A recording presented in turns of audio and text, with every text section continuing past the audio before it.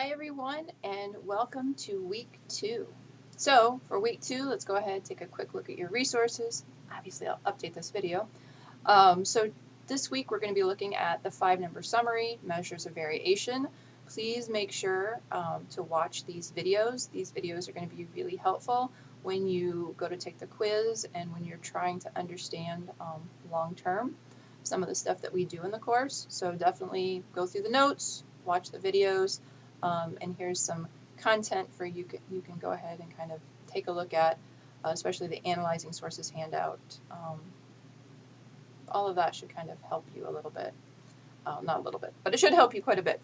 If you have problems though, let me know. So what are we doing this week?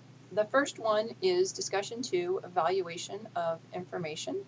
So evaluation of information.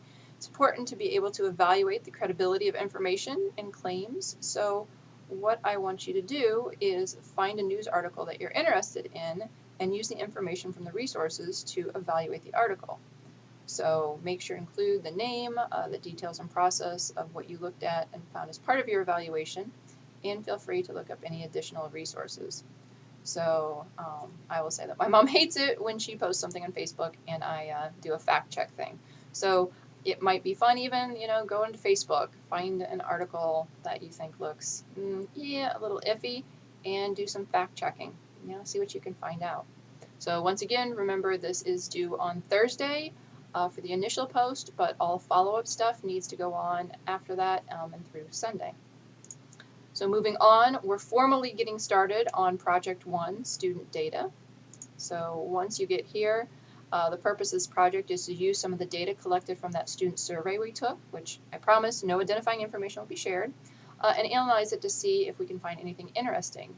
The idea is to see if we can tell some kind of story with the data, and telling a story is a great way to make the data more interesting and relevant to people, both to hopefully you and to anyone who might read it.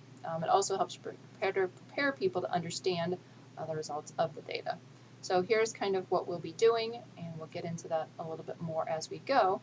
But the very first part is just to go ahead and types of data. So what you're going to do is actually evaluate. So even though this looks like a quiz, it's not. It's homework.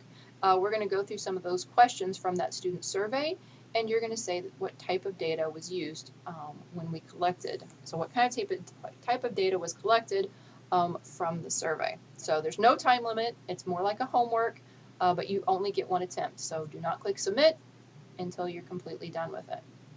So what else do we have for the week? We also have the Chapter 1 Quiz 2.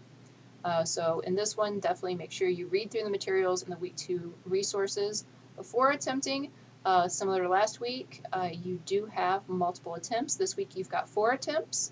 So make sure you use up those 4 attempts because the highest score is kept. So you want to make sure you're really going through it and trying to understand it, but then go back, review what you got wrong, figure out why you got it wrong, so that way you can do better the next time around. And the last assignment for this week is feedback exchange. Hopefully that worked out well for you last week. Hopefully, that's going along well. I guess we'll see, won't we? But for this week, just do the same thing, hopefully, you did last week, unless you got feedback saying do something different. So provide me that feedback, and I will get back to you with some feedback. So there's week 2 in a nutshell.